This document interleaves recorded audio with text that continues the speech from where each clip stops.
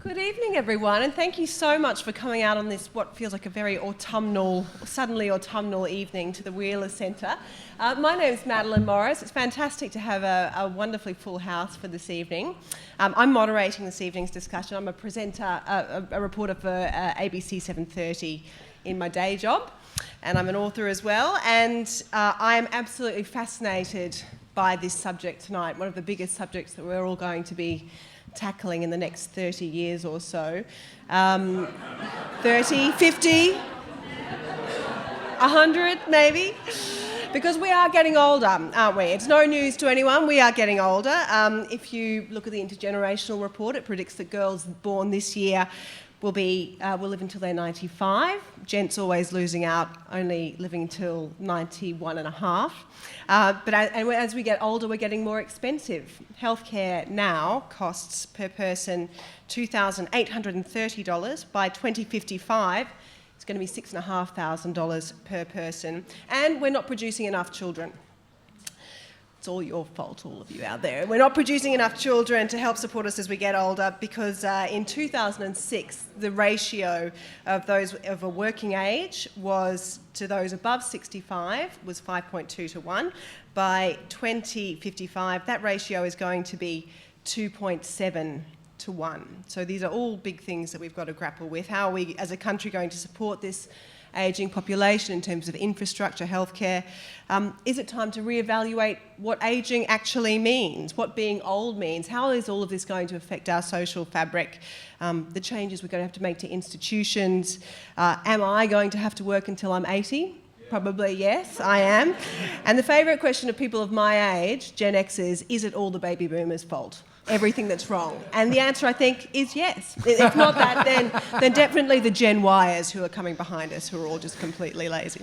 But we've got a great panel here reflecting what an important subject this is this evening, a panel which has drawn you out. So I'll just give you a really brief introduction to all of them, although I'm sure that most of them won't need any introduction. Patricia Edgar has been an educator, activist, an author and a media regulator in a fantastic career. She's still the chair of the World Summit on Media for Children Foundation, and she has just written this stonking book, which I would recommend to all of you, which is going to be on sale down later on tonight. It's called In Praise of Ageing. Michele Gierck over here is a writer, an inspiring speaker and an educator, and her latest book is called Fraying, Mum, Memory Loss, The Medical Maze and Me, which is also going to be on sale. It's a fantastic, very personal reflection, which I'm sure will have a lot of resonance for many people in this room in caring for an elderly parent. Beautifully written. John Daly is a man of many, many hats. He's the go-to economist on 7:30 on my show when we need someone to say something sensible with actual research as opposed to just opinions. He is the inaugural chief executive of the Grattan Institute, which looks at public policy questions. He's an economist by trade, and he is particularly focused on economics and budgetary reform. And Susan Ryan, down the end there, of course, needs no introduction. She is Australia's first Age Discrimination Commissioner. She's had a very long and varied career in both the public and the private sector. She was, of course, a senator. She served in the Labor government. She served in senior portfolios in the Hawke government as Minister for Education and Youth Affairs. So nice to see this to rounding off. And was also the Minister assisting the Prime Minister on the status of women. So we've got a panel who really know their onions tonight. What we're going to do is, tonight is going to be all about you, about the questions that you want to put to these people who really know what they're talking about. So we've got two people down here with microphones. If you'd like to ask a question, put your hand up and they'll come to you. It's a little difficult for me to actually see you sometimes, so please do try and get the attention of the chaps with the microphones and do wait to ask your question until the microphone is actually to you. So I just want to kick off with some really quick questions to each of our panel to maybe get you ruminating about the questions that you want to ask. Patricia, I wanted to ask you, what is the most surprising thing and most exciting thing about ageing? being alive. It's a pretty interesting world we live in, and I'm not in any hurry to leave it. But there is one thing I will say, to single out one thing: grandchildren. And they are the greatest pleasure in life that I've experienced so far. I think maybe what we should all do in the spirit of embracing ageing is, as the microphone comes to us, and this is for the members of the audience as well, let's say how old you are. Don't be scared. 78. I'm 37. John, how old are you? I'm 47. And can we afford to get old, John Daly? Possibly not the way we're doing it at the moment.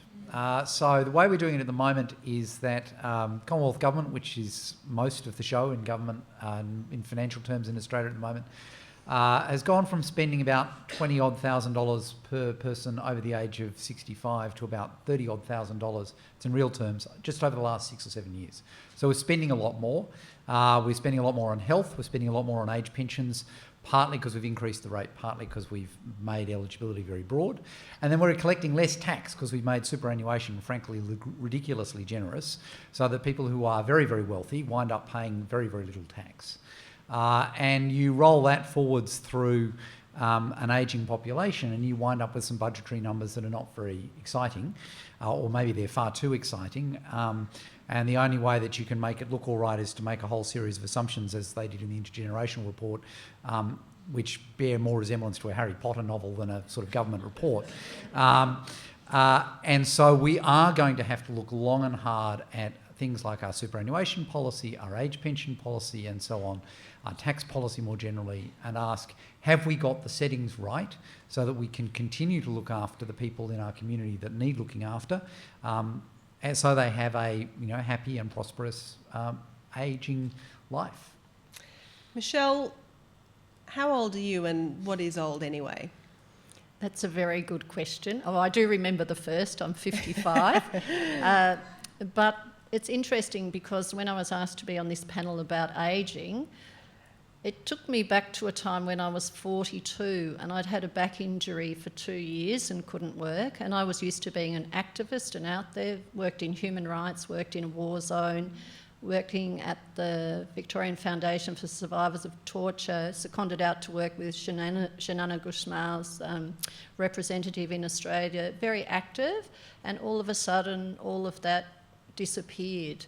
And I was 42, I lived on my own upstairs in an apartment that was a mixture of government and private ownership, and all of a sudden not only my back went but my knees went as well. So I was basically locked inside at 42, having been a real active person, and so much of what I thought was me was being stripped away. And at 42 I'd have people double my age bringing me Meals on Wheels, and it really made me understand in such a real way how isolated even the most active of us can become. And many strategies that I thought I would never have to put in place until I was, decades later, I had to put in place. And I realised two things become really, really important. One is advocacy, because I couldn't even hop on a train or a tram to get somewhere. I just couldn't take the shaking. So I needed people to help me and to advocate. And the other sounds, I don't know what it sounds like, but intimacy. And I'm not necessarily talking about sexual intimacy, but people who can see into you and care who you are, regardless of what you do. So, you can feel 99 when you're 42, and I'm hoping that the other way around as well. Susan, what aren't we thinking about as we get older? And don't forget to fess up. Well, I'm 72. I'll be 73 in October. I'm always very happy to state my age. It's when I was appointed as Age Discrimination Commissioner, I said, well, I guess it's the first job in which being old is actually a plus and not a minus. Now, what is the most important thing? Well, what aren't we thinking about as we get older? what are we thinking about? Well, I think what we're not thinking about is how long we're going to live. Maybe everyone here tonight is, but I constantly speak to groups of younger people whose eyes glaze when you start talking about age discrimination in the workplace, and then I say, well, it starts at 50. And they go, oh my God, I'm 50 or I'll be 50 next year. And I said, well, not only that, you're going to be 50 next year. You're talking to healthy Australian people, you're going to live till you're 90. Are you thinking about that? And they're not. They're not. So we have this complete denial about the wonderful demographic revolution, which is here. Well, many of us are living till 90 and more. I mean, the number of centenarians is going up and up and up. And that is a wonderful thing. It's the first time this has happened in the history of the human race. But people aren't thinking about it. So what should we be thinking about? We should, whatever our age is, we should be thinking about our life in stages. Well, I'm 30. Now, for the next 10 years, I'd like to do that. Then I'd like to do this. Then I'd like to do that. But don't just get a blank after you're 50. Then when I'm 70, maybe I'll do this. Now, when I'm 80, maybe I'll do that. And really think of the various stages in life, and not only in terms of the jobs you do, but the relationships you have, where you live, how you live. Think about the places you'd like to be in each decade of your life, and I wouldn't stop till you're 100, really, looking at this healthy bunch in front of me. Well, let's have our first question from this healthy bunch. Where are we? Down the back there. Yes, ma'am. Hi, I'm 63, to which you reply, oh, you don't look it. We have many people who are older now because of peg feeding. Peg feeding was introduced to Australia in the 1980s. Now we have medical powers of attorney that are overridden by general practitioners and physicians' Hippocratic oath and medical. They just introduce peg feeding to prolong life. I think you have to explain what peg feeding is. Peg feeding is tube feeding. So a tube is inserted into your stomach and nutrition is poured through a funnel into your stomach. It can be done by nurses. Yes. Okay. So it was first introduced in Australia for young children, particularly those who had disability. Now it's in the aged care sector. But my concern is that it's being given to people who've lost their capacity for self-determination. And I think that's a critical thing. So my question to panel is there a doctor in the house? Will the Hippocratic oath of keeping people alive forever ever have that ethical question come on board and so that you can decide and say no to peg feeding? All right. Thank you.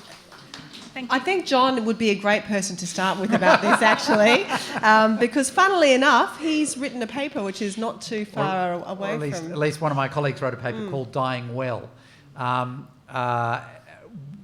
My interest in this started perhaps with an article written by Michael Wolff called A Life Worth Ending. You can find it online. It's a beautiful, long article about the ultimate death of his mother, but the point that he makes really well is that it used to be the case that when you were almost dead, you died. Medical science is now at the point that you can be almost dead for a very long time. And this is not about euthanasia. Even in countries that have euthanasia, only about 2 or 3% of the population die that way. This is about the remaining 97, 98%, and it's about at what point do you continue to provide medical treatment, at what point do you provide what kind of pain relief, at what point do you put people in physical situations that maybe are more likely to leave them to die a little bit earlier, like staying at home, but nevertheless that's what they actually want. So it's a very, very difficult issue, and as you say, it's even harder when those people, some of those people no longer have the capacity to make those decisions for themselves, and in effect the decisions get made for them by their family and by their doctors and other medical staff. It's a really difficult issue. One thing that has been talked a lot about is the importance of getting advanced care directives in place so that people actually talk about, this is how I want my life to end, and in the following circumstances I want the following kinds of things to either happen or not happen. And it can vary a lot I spoke very recently to a medical practitioner. Her father had died, or rather was still alive at one point, and went to hospital, and she gave the doctor instructions that said, you are to keep him alive at all costs. His wife has severe Alzheimer's. He wants to stay alive to look after her. Subsequently, she in fact died, and then he was at home, and it became obvious that he was really, really not well. And all the family, sort of gathered where he was, and they said to him, all right, well, Dad, what do you want to do tomorrow? And he said, I want to go to the races. Apparently he'd gone to the races all his life. And his wife was a strict Methodist. And apparently for their entire married life, they had carried on this fiction that he was going to have the car repaired or whatever it was on Saturdays, even though he always took the children, or at least one of them, and even though they always came back at 5:30 or 6, very happy. Anyway, so he said, I want to go to the races. And of course the nursing home staff said, well, or people who were helping in the house because he was still living at home, said, no, you can't do that. And she, of course, being a medical practitioner, had a lot more resources to say, well, actually, no, that's what he wants to do, and what's, frankly, the worst that can happen? The worst that can happen is that he dies happy at the races. So he went to the races. They had a lovely time. The family bought enough tickets that he won at least a few races. And he came home and he died the next day in his sleep. And what does the family remember about that death? They don't remember him dying at all. They remember him going to the races. And I think it's that trying to find ways that we can see that end of life as something that we have control over, and where we exercise the choices that we want to make. And as I said, that's not a question about euthanasia. By and large, it's a question about what kind of treatment, refusing treatment and palliative care. I think that what we need is a really big shift in the way in which the medical profession views its patients. So that, the whole tradition is you go when you're sick and they are there to help you get better. But what we now need is really a group of people who have the attitude that they're going to help you prevent being sick. So there needs to be a lot of emphasis on how to stay healthy, because we are living a long time, and we certainly do not want to be in a state where we can't enjoy those extra years. But Woody Allen, who's very famous for his cracks, once said, I know that I'm going to die, but I just don't want to think about it, and I don't want to be around when it happens. And we do not like to talk about death. But how do we do that, though, Patricia? I mean, if you think about talking about improving our lives, I think that we're all constantly on a diet. My mum, who's 67, is currently on the 5-2 diet, not because she needs to lose any weight, but because she's heard that it prolongs your life and does all of these, grows your brain cells. And so there's not a lack of care out there about that. Too much emphasis on the diet question, which is, that elusive magic thing that's going to make us all slim and beautiful. It's really much more about activity, but it's also about brain activity. The most important thing about being old, and this is emerging in the research very, very clearly with the longevity studies, that your chances of living well, okay, your genes are important, but they're not that important. The most important thing is your attitude to life.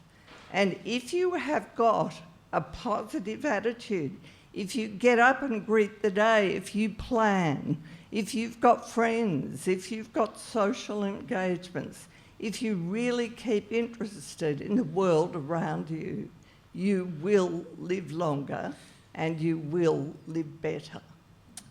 Next question.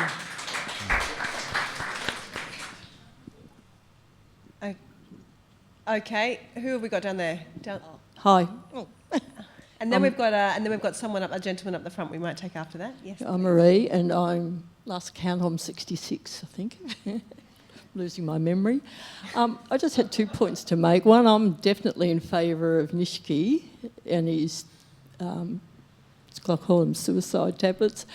I think I'd love to have all my family around me and celebrate the end of my life and blah, blah, blah, because I am, as I said before, I'm losing my memory, and if I've got Alzheimer's or dementia... I'm 37 and I can't remember anything, so really it's not about being old. But when I've really lost it, I don't want, to be bedridden and blah, blah, blah. I don't look forward to that.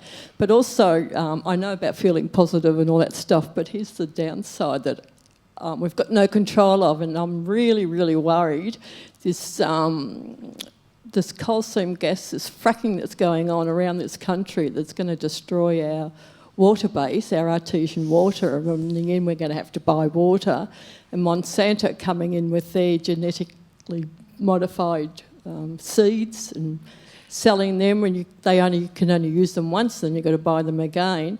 So the food's a concern and water's a concern, so I'm not happy, Jan. Did you have a question? I just got a comment on that, yeah. A comment? Okay, all right. Are we absolutely, go for it, Susan. Do we need to be worried about these sorts of things? Well, if we're worried, we should do something about them. I'm a person who's spent most of my life being an activist about something or other, as I think many people on this panel have, and probably in the audience. If you're worried about fracking, do something about it. Interestingly, we just had an election in New South Wales. Now, I know it's a long way away from Victoria, but we did. And a big issue that came up, particularly in the northern parts of New South Wales, was fracking. There was a lot of new politically active people getting engaged because they didn't want it, they were worried about it. There were new alliances between the Nationals and the Greens and so on, things that hadn't happened before. And the result was that during the course of the election, the Premier, who was re-elected, said, well, I'm going to stop it all and see what's happening. Now, a year ago, people were saying, you can't stop it, it's going to happen, so on and so on. People got organised and used the power of the vote, and now there's a stepping back from it. So to the lady who asked the question, I'd say, if that's what you're worried about, find a group, find a way of getting actively involved in not letting it happen or changing it.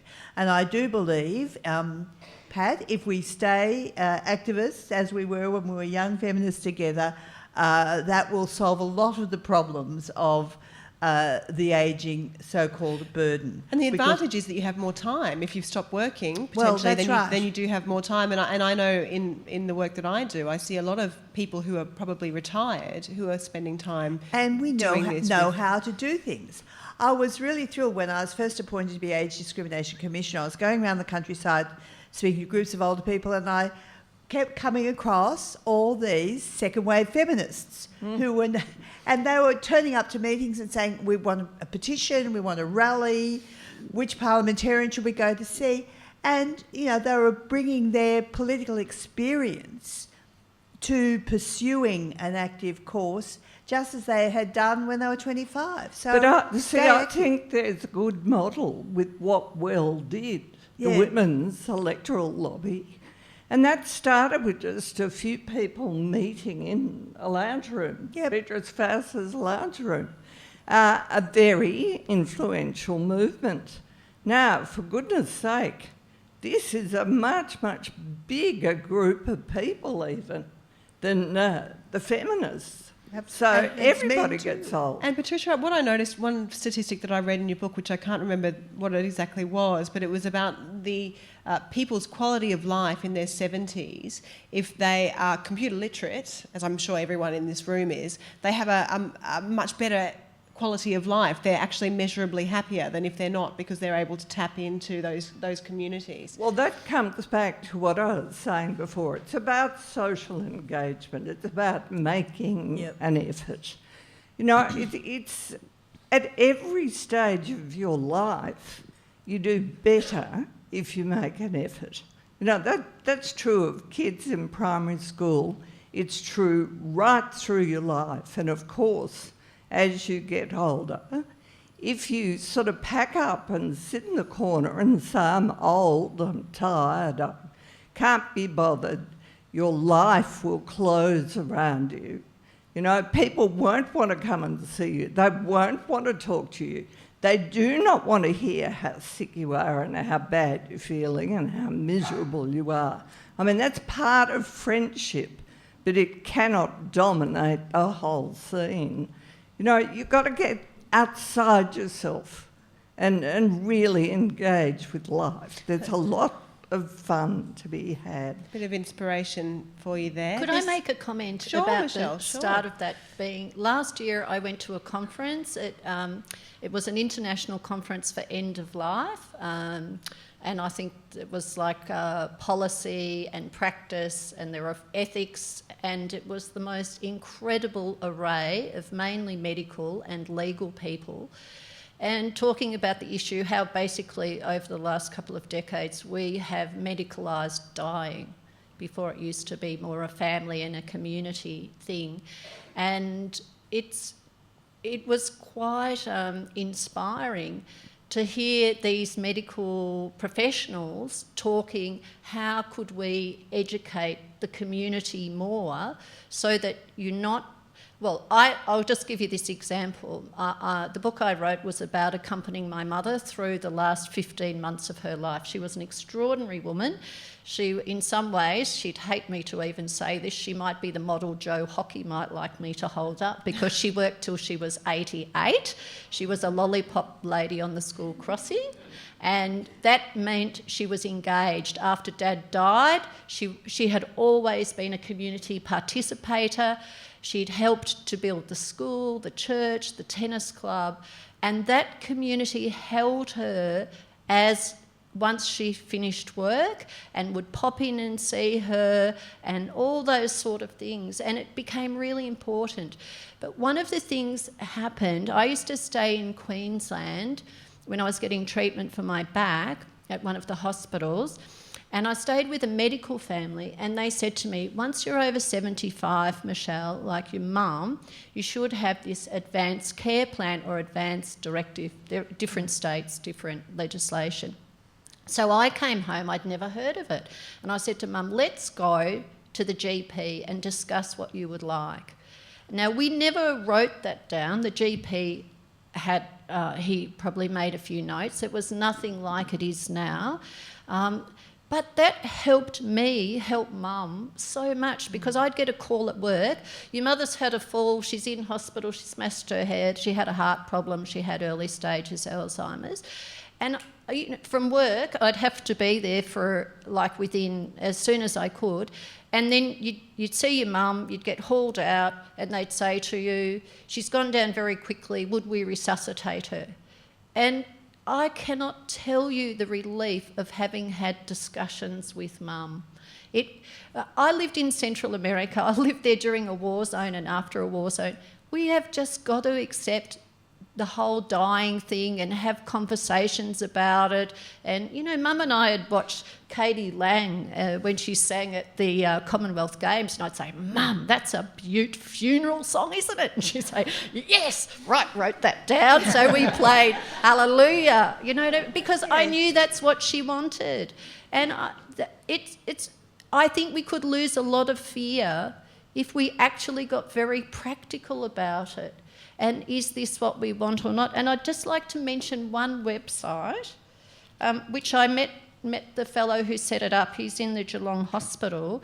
And rather than an advanced care plan, it's called My Values. So it's just www.myvalues.org.au. It says a website funded by Victorian Department of Health to help you figure out what medical treatment you would opt for in the later stages of your life.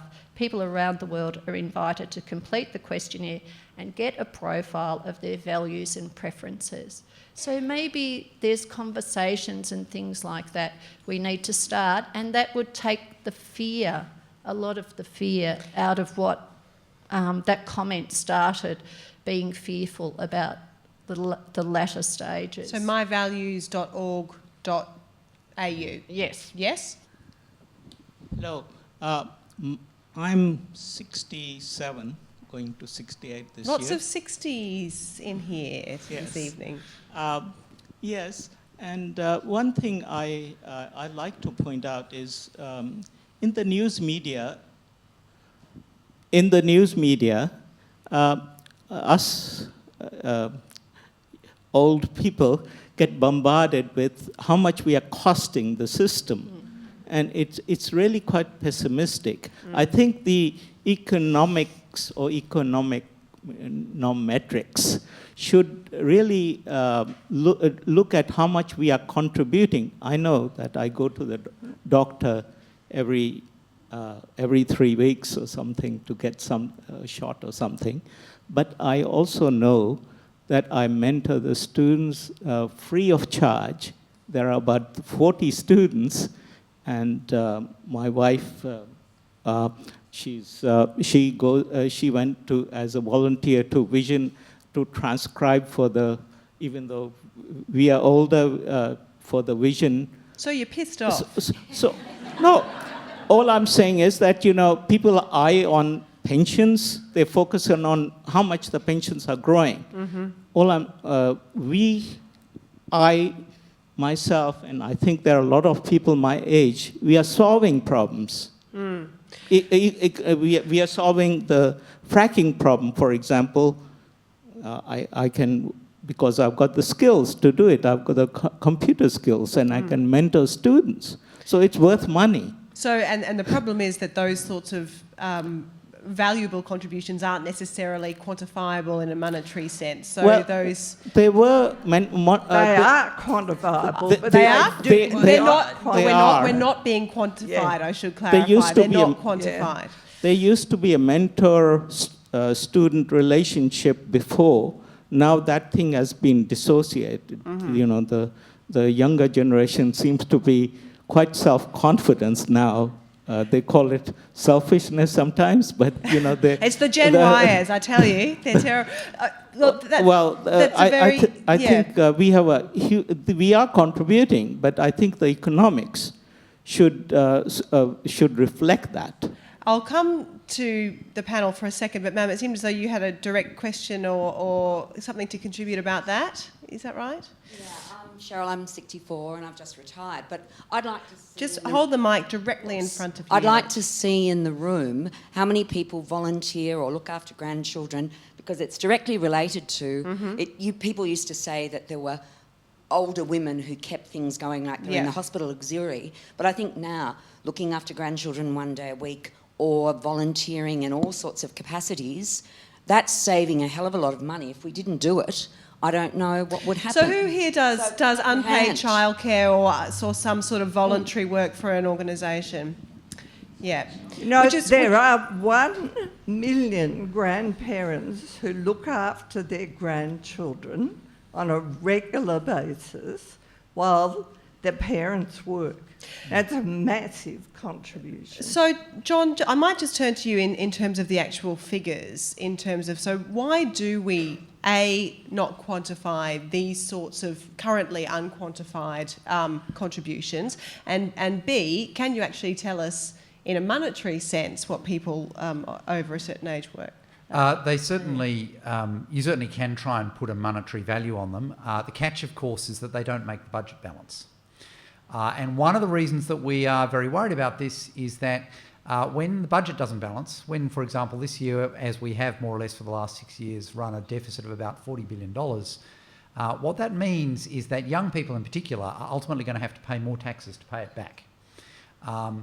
And to put that in context, this year we're going to run a budget deficit about $40 billion.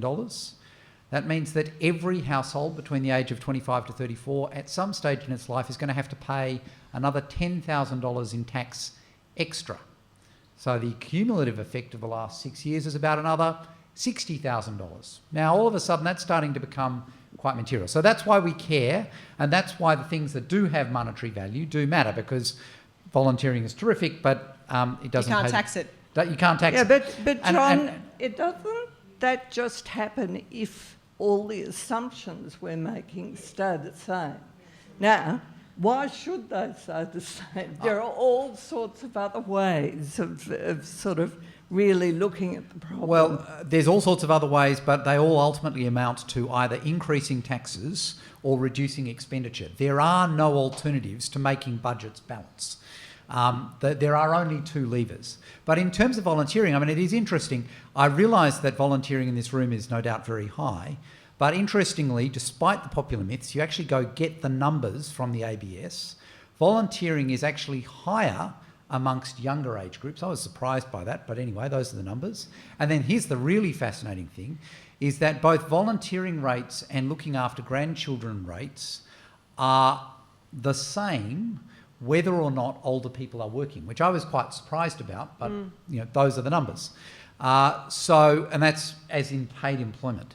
So there is this myth out there that the only way that people can wind up contributing in their older age is by retiring and volunteering. It's simply not true. A huge number of older people do continue to work and get paid for it and contribute to the taxable economy, and they volunteer as well. And, I'd say that's terrific. I'm not saying that's for everyone, but it's worth remembering that it is very possible to do both. And indeed, we're seeing more and more older people work for longer and longer. And most of the people who are doing it are very happy doing it. Susan, your job is keeping older people employed longer, really, isn't it? So do you see that there is more intrinsic value to working in paid work than in unpaid work? It's a provocative question. Well, there's more value in it if the person wants it and needs it. Well, there's more value to the economy if they're well, working there's more value to the in economy. paid work. There's more value. I start from a human rights perspective, but why I made discrimination in employment against older people the core of my work was when I looked at the complaints about age discrimination that come to the Human Rights Commission, all of the studies and surveys, we saw that we have hundreds of thousands, it may even be a couple of million people over the age of 55 who are not working, who are capable of work and want to work. Now that is huge. And it's not just I think I'd like to have a bit of a job. For some people, being forced out of the workforce in their 50s is a disaster. It's a financial disaster because they can't afford it. They've still got a mortgage. Or in the case of men in particular, they might have the second younger family. Or they're minding their grandchildren, contributing their grandchildren. They can't afford it. But not only that, their sense of purpose is severely battered. And, I get the most heartbreaking letters and emails from people who say, for the last 2 years, I have applied for 100 jobs, I have not got one interview. And this is from a person with skills, experience, nothing wrong with them. So I am firmly convinced that many, many people wish to keep on working. They may not want to work in the same job that they've always worked in. They may not want to work full-time, but they want that the purpose of work, and they want the income. They need the income. And, of course, our medical research shows us that people who are working are healthier mentally and physically than people who are not working, and that holds true at any age. So the whole cultural prejudice against older people that forces people out of the workforce in their 50s and 60s, or persuades them that that's the right, I must give up my job so a young person can get it, that actually isn't in anyone's interest. It's certainly not in the interest of the budget, as I keep telling Treasurer Hockey, who does kind of agree. But it's not in the interest of people themselves. It's not in the interest of our communities. It's not in the interest of families. Families can go and get into huge problems if somebody who wants to and needs to work is denied work. Well, so can I go back to you then? You no longer work in paid work. You work in a mentoring capacity. Why did you stop paid work? I was, when I was in my 50s, I suffered exactly, the organisation said we'll reorganise, and suddenly I found my job not available. That was a disaster for me because I was in my 50s. What was your job? Well, I'm an engineer. Engineer, okay. But fortunately from 50, because I persisted so much, and from then to only about 4 years ago, I got one job after another because I persisted on it, in it, and I appreciate the people who helped me, but I think we do need extra help because I wanted to do that. So what sort of extra help would help you, just really briefly? What would have helped you? First, I think you need people to look at what you can contribute. And going to an HR person who is, from my experience, is very unhelpful. Probably very young. Probably very young and not aware of your skill base. Yes, and strange enough, one of my skills is computer work. And you ask someone who's above 30, after 30, that there's somebody, people who are interviewing you, they think that you can't do it. It may be, so all I'm saying is someone who has to appreciate. And I think it is a big economic resource because I've contributed so many years. And there's a lot of people, but that's my circumstance. I think there are other people who, for example, my wife is an editor or something.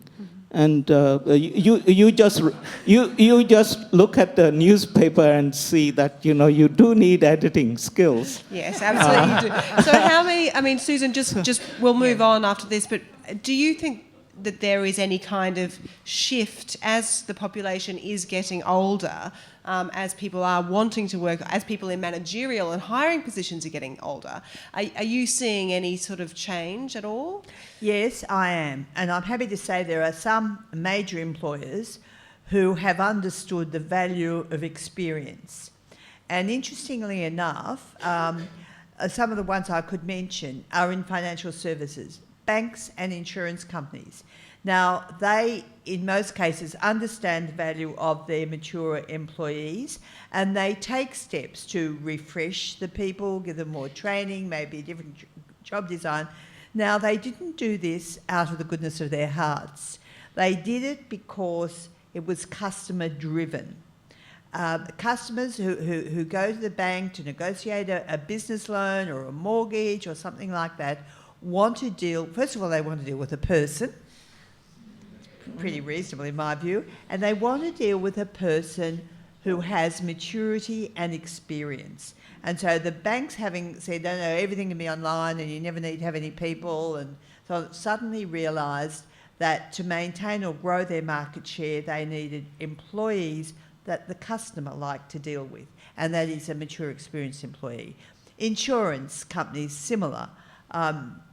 If your house has just burnt down or it's been flooded or something like that and you're desperately ringing to make a claim, you want to know the person you're talking to actually can give you the proper advice. So they're pretty good. And then, of course, as John knows, I can never address this subject without talking about our poster company, and that's Bunnings. And Bunnings have had a policy for some time, as you would know if you're customers of Bunnings, or some of you might even work there, of hiring older people. Particularly they hire men who've worked in building and construction or in trades. Now, in both of those occupations, as we know, as you get older, you can't be climbing up scaffolding or doing those really physically demanding things. But you know a lot about buildings and the wherewithal to keep a building in good shape. So Bunnings have had an enormously successful business strategy of hiring older guys. They also hire older women, but in particular, older guys who know building. So when you go to Bunnings to find out what to do about your leaky bathroom floor, John, you can find someone who they've saved my husband and I many a disaster, I can say. Right. So they and they're an extremely successful company, and they're a part of the West Farmers Group, which of course is extremely successful. So the answer is yes, I am seeing signs of change, but not widespread enough, not fast enough, and not dealing with the hundreds and thousands of people who really need that job now and don't want to wait, for another 20 years till employers catch up with it. So it has to happen now, but there are good signs. Hello, just going back to what Michele was saying. Over 20 years ago in Canberra, a friend of mine was telling me about her husband who was dying of terminal cancer. The GP said to him, "Are you ready to go now?" And he said, "No, there are still some things I want to do." 2 weeks later, he said, "Yes, I'm ready to go." And his wife, who had been apparently trained to give him his dose, I'm getting elderly myself, of drugs, was able to give him a double dose, and he died And she said to me, I didn't kill him, the doctor didn't kill him, he didn't commit suicide, we knew it was time, all of us. Now, I've said this to a couple of people who've been in a similar situation, and they say that is no longer possible anymore. Why is that? Did you want to... I can't answer it from a legal point of view. I can only tell you about this medical legal conference, and they allowed me to come to it. And I have to say, first of all, in different states in Australia, we have different regulations and different things that you would, whether you've got a medical power of attorney or all those sorts of documents, they're different across each state. But the thing that amazed me, out of these 400 top brains from around the world looking at end of life and the medical lawyers who were there, was, and they did talk about euthanasia and lots of other things that were not euthanasia about the last 7 days of people's life. And I mean, the stats are something like 50% of us will die in an institution, and of that 50%, it's something like 50% of that 50%, so 25% of us in the last 7 days of our lives will not be able to say what we want. What amazed me about in this conference was just the legal technicality of it. These are people who, I'm talking head of intensive care specialists. This is what they work in all day, every day. And some of the lawyers are coming and challenging them. So I think it's, for people who are not legal, it's very hard to give an answer. But it's become very important because we have medicalised dying. So did you think that there was an acceptance amongst those medical practitioners that there is value in someone being able to have 2 pills of some drug administered by his or her partner? Yeah, and to go out. I mean, was that, what was the feeling amongst those medical practitioners, or were they scared of doing that? No, this was at QUT, and it was an amazing conference and very open. And actually, some of the people from Europe said if some of these topics are raised in Europe, people at the conferences they'd been to, people just walked out. You know, you couldn't discuss openly. But this was not the bit that interested me, was not the euthanasia. It's in the last couple of days. And do you give that extra dose of morphine or not? I'm not a nurse. I have no medical background. But I found it particularly interesting. And the other thing I'd like to say is that I found the last 48 hours with my mother as she was dying to be probably the most extraordinary 48 hours of my life, maybe bar 1 or 2 things. And so it was just extraordinary to be present with something. You know, life and death are great crap detectors. Like, you just have to get rid of everything else. You know, the economy, yes, it's important, and what John says is so important, but it just comes down to when it's at a birth or at a death, just everything else doesn't matter in that moment, bar the life or the fading of that life. It's just the most extraordinary thing.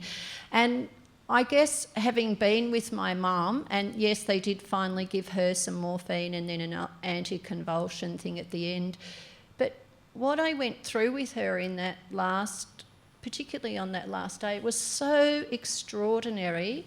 She was supposed to have lost almost all capacity to talk, and the priest came in, and she was a very faithful woman, grown up very, very Catholic, and she got up on one arm and said this amazing prayer. Oh my God.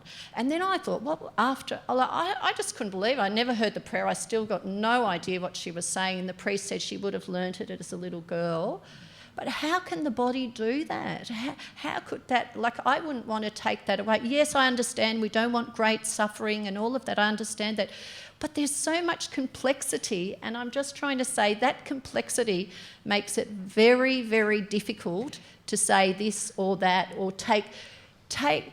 The one thing I learnt at the Foundation for Survivors of Torture, it's not what happens to us that's so important, it's the meaning we give to what happens to us. And I think that's what the panellists are saying. It's not so much look at this life or this stat, and yes, it's important for policy and budget, but it's the meaning we give to it that's so important. Work we did on it suggested there's some, if you like, important distinctions to be drawn. If you are in the business of accelerating the death of someone that otherwise would not have happened, not surprisingly, the lawyers get quite toey about all of that. If, on the other hand, you are providing pain relief to someone who is in pain, and you know that that will mean that they will probably die earlier than they would have otherwise, not only is that safe legally, but actually the medical profession has never had a problem with it. And interestingly, neither is the Catholic Church or any other church I've ever come across. That's right. It's not well understood that providing additional pain relief, when you know that that will hasten death, has always been, and heaven knows, let's hope, always remains legally a perfectly sensible thing to do. And then, of course, the other issue that comes up is around the point at which you stop providing treatment. If you know that a person needs pill X to stay alive and they say, I don't want it anymore, then you don't have to give it to them. And I guess I saw this very personally. My grandmother, who was fantastic and was still a far better piano sight reader than I was when she was 85, indeed at 85 was probably a much better piano sight reader than I'm ever going to be, no matter how much practice I do.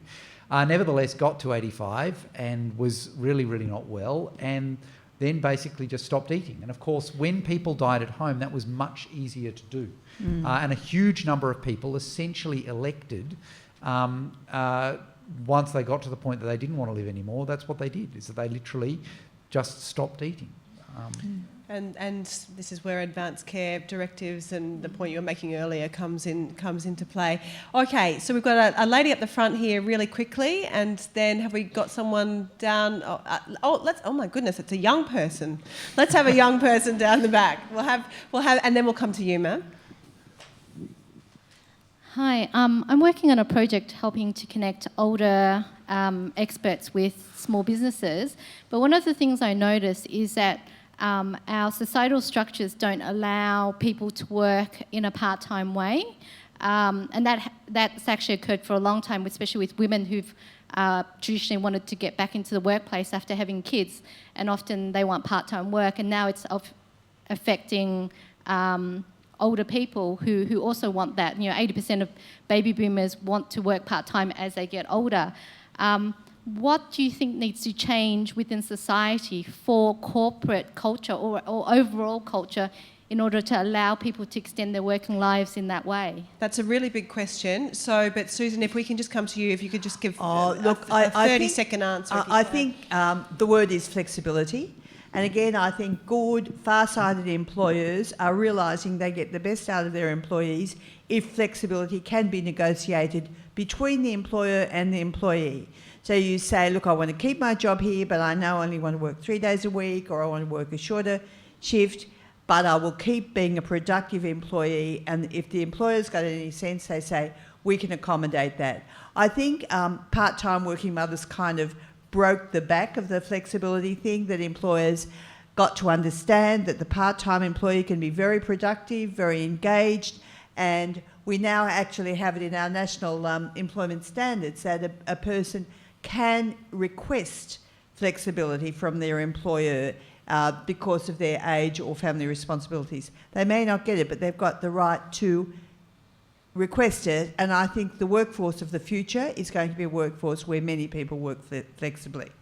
Can I just ask that we focus on getting older and strategies for getting older positively rather than dying? Because there's been a lot of talk about dying, because this is actually a getting older positively a lot of questions about dying though. Well, I'd like to focus for the last bit on the topic, getting older positively, please. Okay. Any questions from the audience about getting older then, rather than about the other thing? Well, I've got a comment I'd like to make about it. I mean, no, I agree with you. Certainly death's important to me at some point, and it has been through parents and so on. However, from the time that we finish work until the time we die, there is a lot of living that needs to be done. And I've certainly focused my attention here because there is too much of an effort to kind of categorise older people and put them aside, that they are no longer of value, they're no longer really contributing in a real way to the world, the way the world works. And one of the things that I'm involved in with others is an intergenerational exchange project where we are looking at bringing older people in the community together with younger people, and certainly working through the school system, so that you've got mentoring both ways. You've got the kinds of things that young people can offer older people, and you've got the experience and talents that older people can bring to young people. And it's a matter of changing perceptions on both sides so that the attitudes of the old to the young and vice versa can begin to change, so that we've got a real community, a community that works across age groups. And at the moment, this project is about to be launched in the Burundara area. It's a big project, but we've got a lot of support with a lot of groups, and we will look at businesses, we'll look at schools, we'll look... What's the name, Patricia, if I may just interrupt, because we're almost out of time, so, and can other people get involved? At the moment, we're calling it the big project, the Burundara Intergenerational Exchange Project. Okay, so people can have a Google of that, can not they? Yet, not yet, but okay. they will. All right. That's what we're working on. All right, and just the final question from down there, please. Yes, ma'am. Hi, I'm 60. I agree that there's all sorts of things that we can do, and I thank you for these ideas. Keeping fit rather than trying to get fit later seems to be one. My partner's 76. He does chin-ups and press-ups daily, and he's been doing it for the last 20 years or more. And if you keep doing it, you can do it. I never could. But I think that starting young and keeping going seems to be one of the things. Do each of you have any other ideas on what we can do to keep on going? Okay, that seems like a great question to end the session, actually. See your friends as often as you can. Make arrangements, sort of get out, take an interest. That's number one priority. And from that, all sorts of things flow.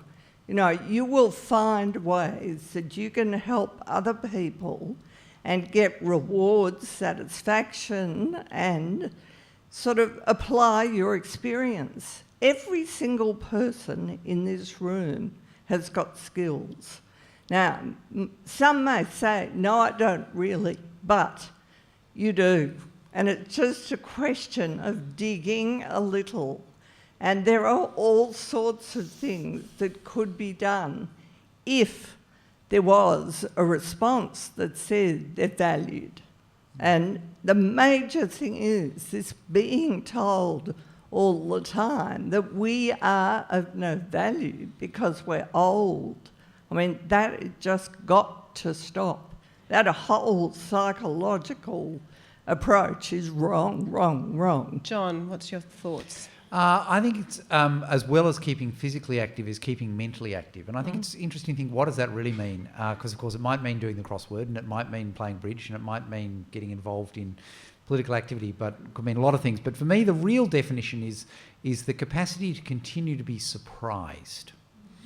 So you know your mind is really active when you think something is true, and then you discover it's not.